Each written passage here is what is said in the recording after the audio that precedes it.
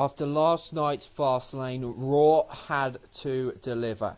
There were questions that needed to be answered, and boy, oh boy, did Raw deliver. What a show from start to finish. I have to tell you, I enjoyed every second of it. Yes, there wasn't, maybe there was one standout match and the other matches weren't fantastic, but what we learned, what we come out from, and as we head into WrestleMania, what we're looking forward to is very, very exciting. I look at SmackDown and I look at their feuds and I say, you know what, I'm excited for them. I'm excited for those matches. Corbin Ambrose, I think that's going well at the moment. It needs a little bit more to it, but we've got 4 weeks to just make it just that little bit better, take it to that next level. So that's going to be great. We've got We've got Bray Wyatt versus Randy Orton, possibly even Bray Wyatt versus Styles, but you expect Orton versus Wyatt. We'll find out tonight. That's going to be fantastic. The segment we saw on SmackDown last week was absolutely fantastic. One of the best segments I think we've seen. You then have the tag team match that I'm not even going to lie, I'm looking forward to too. The Usos versus American Alpha. What a match that promises to be. The women's division, we're still trying to work out exactly what's going to be happening at WrestleMania with them. Cena and Nikki Bella versus versus Miz and Maurice. I mean, at the end of the day, although on paper that doesn't sound a great match, the segment they had last week absolutely rocked. The only match on SmackDown that needs a lot of work is the rumoured Styles versus Shane O'Mac. But maybe they'll just throw in a curveball and we won't get AJ Styles versus Shane O'Mac, but we'll get AJ Styles versus Shane O'Mac's choice of opponent. We'll have to wait and see. But what I'm basically trying to say with that is that SmackDown's feuds heading into WrestleMania are good. Raw's feuds after Monday Night Raw are very good. We are heading for what could be, folks, one of the greatest WrestleManias you are likely ever to witness. The talent's there, the matches are there, the intrigue's there. They've got to keep it going for the next few weeks, but at the moment we seem to be heading in the right direction on both shows. And after Fastlane, that was going to be difficult. But I did say Raw would be good after what happened at Fastlane. Although the show at Fastlane was terrible, it left unanswered questions. It left stuff we weren't happy about, and it did mean that it was going to be a good show. And we certainly got that. As always, we're going to go through everything that transpired in chronological order from start to finish. Me giving you my thoughts, what I think this means, how I thought this was, and exactly what all of this means for Orlando, Florida in a few weeks' time for WrestleMania. And boy, oh boy, is it going to be a great show. And what a great show Monday Night Raw was. And how better to start than Y2J coming out, the Chicago crowd, hot all night. I will admit, when they were chanting about Punk, it was driving me mad. I do just think they need to get over themselves. CM Punk has left the company. CM Punk is not coming back. Get over it. It's as simple as that, really. And it really does irritate me when they chant CM Punk. But I do love how Stephanie McMahon responded and how she always responds to the CM Punk charts. It's always great and it's always 110% true. So how do we start Monday Night Raw? We started it with the hottest angle on the show, beginning the show. That's a smart thing. Randy Orton, Chris Jericho coming out to Chicago, massive ovation, the crowd chanting Y2J, and it was simple. Jericho was back and he wanted answers from Kevin Owens. Kevin Owens, he was going to give him the answers.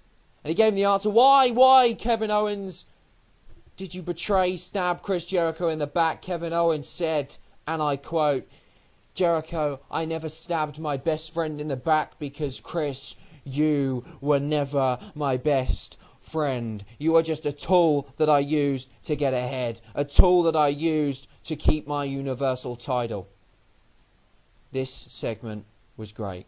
And although I think this showed why this should be for the main title, at the same time, the fact it's not does mean that this match is going to be marquee no matter what. I do think they missed a trick not doing it at the Universal title, but we've got the US title. It feels relevant. Now, can they make it a little bit more about that title? I think they probably can. I think that will happen over the next 2 weeks. But this is hot. This is exactly such a hot angle at the moment. Jericho, best work of his career, Owens looking like that heel that we know of, and they attacked each other in the middle of the ring to end this. I mean, there was some great lines. The "You're not my best, you were never my best friend" line from Kevin Owens was fantastic. The fact that Jericho said, "I should have listened to Sami Zayn, blah, blah, blah, blah, blah. I'd have done this a few years ago. 10 years ago, I'd have done exactly the same and I'd have done it quicker. This is intense. There's a reason for them to fight. Their match at WrestleMania is going to be epic. It's going to be for the United States Championship. It's going to be Owens versus Jericho. Exactly what we want. And it will, without shadow of a doubt, have a huge chance of stealing the show in Orlando, Florida on April 6th. Is it April 6th? I'm going to have to Google it because I feel like I might have got that wrong. April 2nd. That is what I meant. So yeah, fuck that with a date. What a surprise. But then what do we get? We got Owens and Jericho attacking each other. And you can just tell Owens, who's been a coward when it comes to this type of things in recent memory. He's pretended to go to the ring to start the fight, to give the person what they want, but has jumped down from the rope. But he was having none of that tonight, last night. And he went into the ring and he started to attack Jericho. And these two were brawling. Out comes Samoa Joe. It's 2-on-1 on Jericho. Out comes Sami Zayn. And I'm thinking, holla holla, we're getting a tag team match. But we didn't. After the break, we got Kevin Owens versus his longtime rival and former best friend, Sami Zayn. And it was a match that was more of a segment. Owens destroyed Zayn. He was angry, he was pissed off, and he destroyed Sami Zayn. People say Zayn got buried. And although he kind of did, it made sense. It made sense for Owens to destroy Sami Zayn. It took 2 pop-up power bombs. Owens was he was incensed. He was fuming about what happened last night. Owens showing the heel that we knew from NXT, destroying Sami Zayn in pretty quick fashion. What does this mean for Sami Zayn? Look, I don't know. What does this mean for Kevin Owens? He is on fire, he is on form, and Chris Jericho better watch his back, because at WrestleMania, Owens in this mood might just be a step too far for Y2J, the future Hall of Famer Chris Jericho, but we will have to wait and see. But what a way to start the show. I didn't mind the fact Zayn lost so quickly. I like Zayn. I like the fact that he's that lovable babyface. He will get his chance. He will get that breakthrough. I know he will. Whether it will come when they change and he switches to the SmackDown brand, I don't know. But it will happen and it will come. We have to be patient. And it will only, with all of this that's happening with Sami Zayn at the moment, it will only make his certain rise, and I guarantee you it will happen, his rise to the top even more sweeter. Next up, we got a Cruiserweight Championship match. Neville versus Rich Swann. I always say to you, I always fast forward these Cruiserweights. But something told me not to fast forward. And oh my God, was this good. And I tell you what was different about this match. It was fast-paced. It was cruiserweight-paced. It was exactly what they were doing in the tournament. It was that type of pace. They'd gone from the WWE style, and it was as if someone had said backstage, forget the WWE style, do your style. They put on an incredible match. There were some incredibly, terribly dangerous and epic spots with Neville slamming Swann's head into the ring apron, but the part that was the hard bloody part, he also slammed it onto the actual ring apron as well. Swann was flipping and flying each in and out of the ring. It was incredible to watch. The match, fast-paced, very, very good. Very good match. Incredibly quick start. Back and forth match. Neville looking strong. Swann looking great in defeat. It was brilliant. The crowd were hot for it. It was a great match. And it means 2 top quality cruiserweight matches in a row. The match ended. Neville getting the victory after Swann missed the Swanton bomb. I think it might have been the Phoenix Splash actually. Missed that and bang. The match finishes. The match is over. Neville reigns supreme. Swan, good and looking strong in defeat. And Austin Aries coming to give a post-match interview with the champ, Neville. Who watched my WrestleMania 33 dream card? Because if you did, you'd have seen that Austin Aries versus Neville was on it. And boy, oh boy, we're going to get that. This, again, was insane. Neville irate in Austin Aries until Aries snapped. Aries is back. It's Neville versus Austin Aries at WrestleMania. They haven't got many weeks to build this feud, but it started off intense. It started off perfectly. And Austin Aries versus Neville could yet prove to be the best cruiserweight match we've seen since the division had started. And thank God Neville came to this division. Otherwise it would be dead in the water already. What a show as it stood. We're moving through. What a great start to Monday Night Raw. And this is usually at the part where we get the filler. Not tonight. Goldberg came out talking about how he won the Universal Championship. He didn't really say a lot, not going to lie. The crowd weren't liking it. They were booing the fuck out of Goldberg, and you can understand. But that's when they cued Paul Heyman. Out comes Paul Heyman. He was not alone. Brock Lesnar was there too. As we know, Paul Heyman hits every promo out the park. This was no different. And Paul Heyman said the final line as Brock Lesnar is offering out his hand to Goldberg. Goldberg's refusing, but he keeps his hand there. He offers it out to Goldberg, and Heyman says, when you lose at WrestleMania, they can all look at you and say, there's Brock's bitch. And then Brock Lesnar hit Paul Heyman with the F5. Down he slammed onto the mat. And for the first time since Goldberg has come back, Brock Lesnar had Goldberg's number. These two are facing each other at WrestleMania, whether we like it or not, for the Universal title. And you better believe, as a little Brock Lesnar fanboy, Brock Lesnar is going to victimize, conquer and defeat Goldberg. And you are right, Paul. You are right, because Heyman said it, and Heyman was right. Goldberg is going to be Brock's bitch. It's as simple as that. Brock Lesnar is destroying Goldberg at WrestleMania. Why? Not because it's best for business, but god damn it, because it's just got to happen. Brock Lesnar is a monster.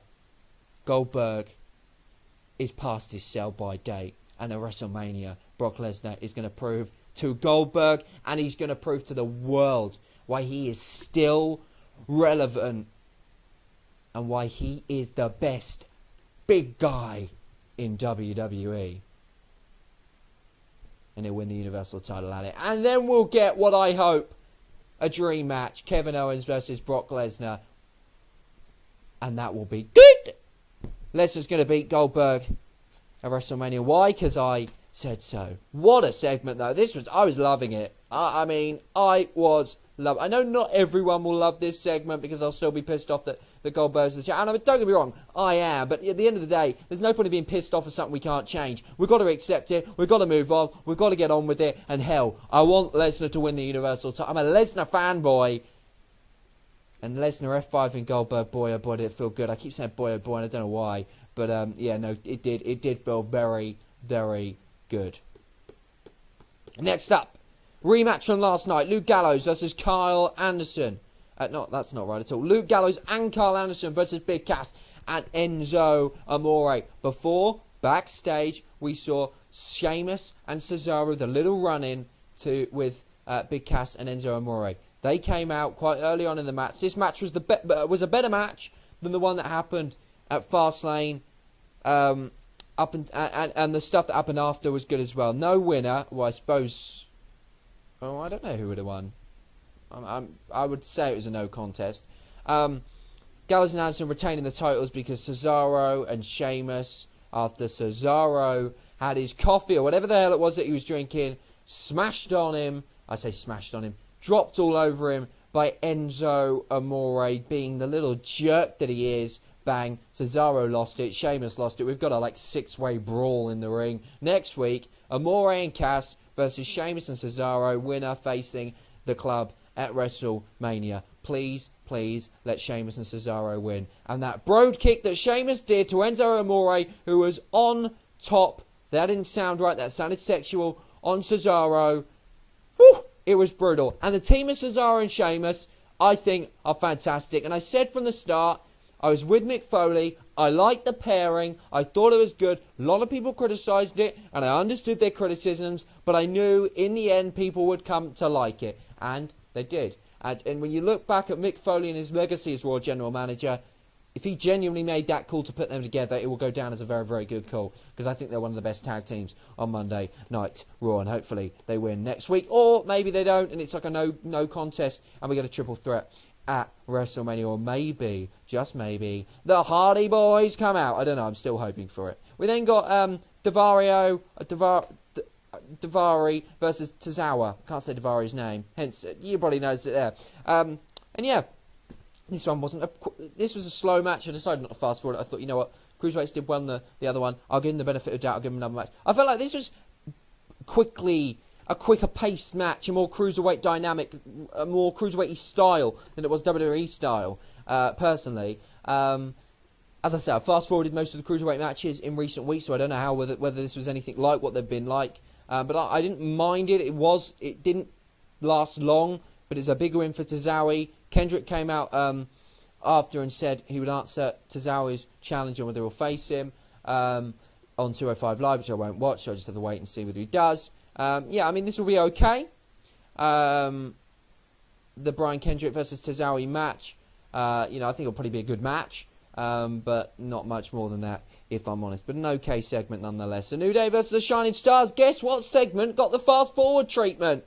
The New Day versus the Shining Stars. New Day did win very, very quickly. And the March on to WrestleMania host it. And to be honest with you, I don't really care. That was about the only filler of the show. And because I fast forwarded it and because both were kind of quick, those two segments, it was okay. It didn't really ruin the flow for me. It just gave me it just calmed me down, ready for Bayley. Who came out and she said, I'm not happy as being the champ. I'm not happy being a champ knowing I don't deserve it. And Mick was like, it doesn't matter how you get to WrestleMania, it's just about getting there, and it's getting there as champ. And then Sasha came out, well, I want to face you at WrestleMania, Bayley, because we've always said we want to tear the house down. Then Charlotte came out, hang on a minute, Sasha, what the hell are you talking about? No, you're not facing Bayley at WrestleMania, I am. Out comes Stephanie McMahon. Great line on Punk, loved it, fantastic. What did she say? All you in Chicago are the same. You're all like CM Punk, a bunch of losers. That's probably not what she said, but it's something around those lines. So, yeah, just deal with it, all right? So, yeah. I'm thinking to myself, we've got a triple threat. I'm okay with that. Ooh, is Nia Jax not involved? Still, Nia Jax not involved, so God knows whether she will be. But Mick, in what I think, he's going to get fired very, very soon. Basically, long story cut short, you've probably watched the show, so I don't really need to explain it. Stephanie McMahon sets up Bayley versus Sasha tonight. Next match, Sasha. If you beat Bayley, you're going to WrestleMania, and we're making a triple threat. You lose, it's over. Your WrestleMania dream this year is done, dusted. Bought the T-shirt. Thank you very much. The match again, okay, nothing too special. They didn't want to tear the house down. There was no requirement to. This did the job.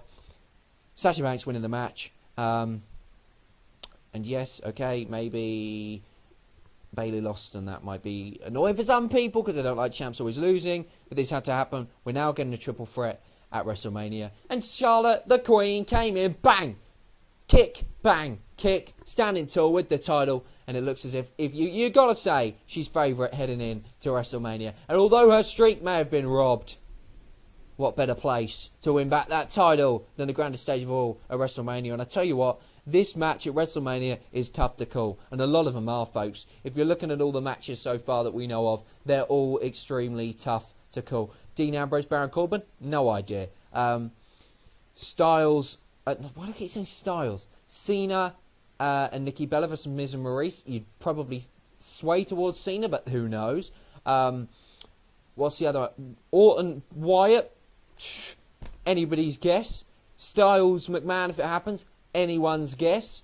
On Raw, Lesnar Goldberg, again, you probably swing towards Lesnar, but again, not 100% sure. Owens Jericho, swing towards Owens, but again, not 100% sure. You know, all these matches are very, very tough to call, and it means that it's going to create a very, very good show. And I'm certainly not going to be looking at the betting before WrestleMania, because obviously that always does spoil it, because smart money comes in before, so never look at that. We then got Triple H on satellite. Or via satellite. I don't know why I just couldn't be there. But, yeah, this was okay. Nothing too special. We saw the rehab thing with Seth Rollins. I like to see that. You know, it kept this feud going. Obviously, they need to do a little bit more as we head closer to WrestleMania to really get us excited about this. At the moment, we don't know if it's a match or whether it's simply just going to be them showing up in some sort of segment brawl. We don't know what's going to happen. But the game basically said, you know what? Seth needs to listen to the professionals. If he comes to WrestleMania, he ain't going to be walking out. And yeah, this was okay. As I say, time will tell whether this feud can get to the next level and whether it can get to the intensity and be on the same level of the other feuds that are really starting to pick things up. It might be difficult to do that, but I'm sure that WWE will be able to do that. We then got Samoa Joe versus Chris Jericho. Again, this was more a segment than a match. They were running out of time on this show. They had to fit so much in storyline-wise. It meant that the action kind of took a back seat. And that's not a problem, so long as it doesn't happen every week. I think next week we're going to get some real good action. And that's what we need. It doesn't matter if you let story on a show that's post the pay-per-view take a back seat. Take the front seat, and the matches take the back. So it's not a problem at all. I don't mind that at all, so long as it don't happen every week. Otherwise, then it can get a little bit dull and a little bit, then you don't get the good match. But we still got a good couple of matches on Raw. This was more of a segment, as I say. Samoa Joe was just on fire, and basically Kikina clutch on the outside relatively early on, and that was it. Won by count out. Jericho didn't suffer the pinfall loss because he couldn't need to. Joe got another victory. At that point I was thinking, okay, Joe's looking strong. Jericho hasn't took the pin, but he does look a little bit daft. Bang! Code breaker. Well done, WWE. Smart booking. Some will criticise it. I praise it. It's clever. It was kind of what looked like a no-win situation when these two were facing each other turned into a win situation. Jericho looking all right with the code breaker looking quite strong. Joe looking the unmovable, undefeatable even, beast. My words aren't coming out properly, but just because I'm so excited. I really did enjoy Raw tonight, and it really did make me excited for WrestleMania. Whew, moving on. Braun Strowman comes out to the ring, demanding Roman Reigns, not for a match, but just for a fight, goddammit. A Chicago street fight, and a legitimate one at that. Who came out? The Undertaker. Oh my god, I was shitting myself at this point. I knew it was going to happen, but I was still shitting myself, still excited, and I'm thinking to myself, it was a bit confusing, but it all made sense towards the end. Strowman said, you have the ring. You have the ring, dead man. Showing a little bit of respect. Folks, is this a Braun Strowman face turn? Is it a Braun Strowman face turn? He left the ring, he said, Undertaker, look, you have the ring. People boo, but it's your ring. It's your ring. I respect you. I respect you as a legend. This is at least how I put it. And part of him, I'm sure, was shitting his pants. I'm sure he was shitting. I don't know what Braun Strowman shits. He probably shits bricks. He's that goddamn large, that goddamn big. And he said, I respect you. And maybe we see Strowman Undertaker after WrestleMania. Maybe Survivor Series and Undertaker's last match. Maybe this is Undertaker's last match at WrestleMania. Or maybe Strowman and Reigns will fight after WrestleMania. I don't know. But I thought it was okay. Some will say it's bizarre. Strowman just randomly leaves. Who knows? Maybe we'll still get a triple threat at WrestleMania. And then just as you're thinking the show's ending, I'm thinking to myself, seriously? Roman Reigns' music hits. And I was booing him. I was hating him. And you know what? For the first time, I think it's what WWE wanted us to do. The disrespect, the lack of respect that Roman Reigns shoe the Undertaker is exactly why he's going to make a perfect heel. Roman Reigns last night turned heel. I don't care what anybody says. The line at the end was absolutely unbelievable. So much so that I wrote it down so I don't cock it up on my laptop. Roman Reigns said, "With all due respect, this is my yard now." Tell you what, I was fuming. I'm sitting here, I'm screaming at the telly, shouting me absolute nuts off. There's no one in the house, thank God. Shouting at the telly, "Who the fuck do you think you are, Roman Reigns, you stupid..." I won't use the C word, but that's what I said. I was fuming. And Mr. Undertaker said, well, he didn't say anything, he didn't have to say anything, he let his actions do the speaking, and he got Roman Reigns, choke slam to Roman Reigns.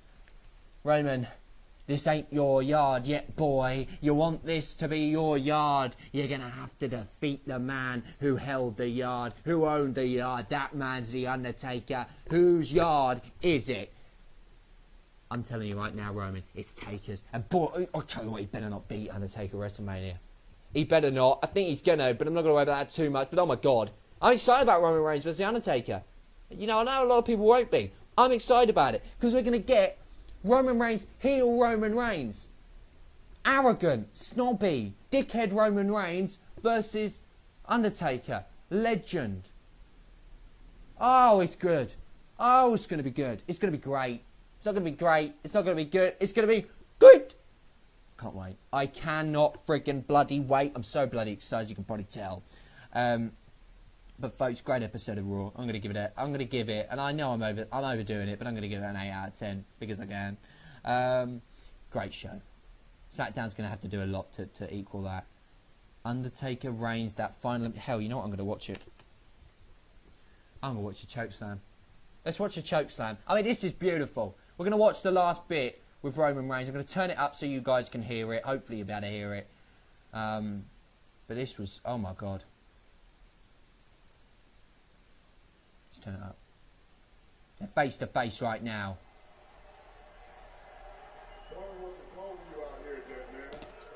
I'm going to go too.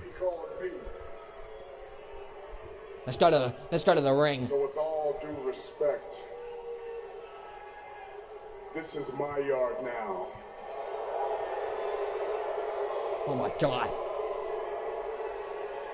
Roman just said it's his yard to The Undertaker.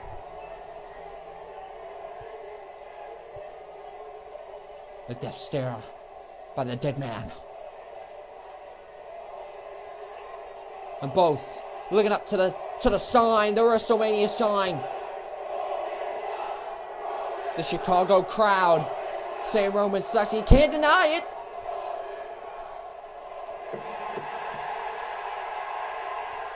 Choke slam! Boom! The dead man, his yard, is still here. Thanks for watching this review. If you have enjoyed it, please leave a like. As I said, I'm in a good mood, hence why I've been a bit of a dick in the review, but you know what it's like. You know what it's like when you watch a good show, or... This is the thing. It's like with Chelsea. When they win, when they're playing well, they put me in a great mood. When they're playing shit, and when they're not playing well, I'm in a bad mood. That's why last year I was depressed. Oh, God, I'm still depressed. Anyway, and when Raw's good, I'm in a good mood. You know, when WWE's hitting it out of the head, I'm in a good mood, and I'm in a good mood right now. So thanks for watching this review. If you haven't enjoyed it, please leave a like. I realise not everyone's going to be as positive as me after that show, but I tell you what, I'm going to be addicted to this segment. It makes me feel like a 5-year-old again. It makes me feel like an... And this is the thing, I hate growing up, I hate being an adult, folks. It sucks, alright? I mean, part of me loves it, part of me hates it. I love the responsibility, I love the independence. You know, I love the thought of going out and earning my own money and making my way in the world, but at the same time, I can't deny I love being a kid. And I kind of wish I was a kid again, because I never really truly was a kid. I was always too serious. You know, I never just had fun.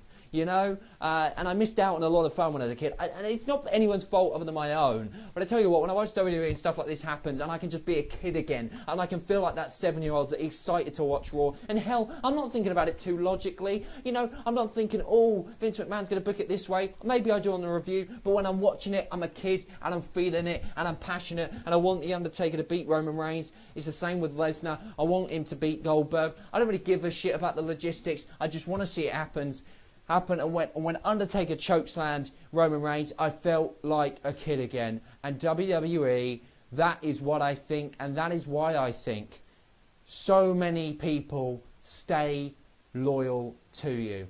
Because WWE has an art like none other. It makes even grown men, and that I am not, but it makes even grown men feel like a kid again. Thanks for watching. I'll see you next time. Goodbye.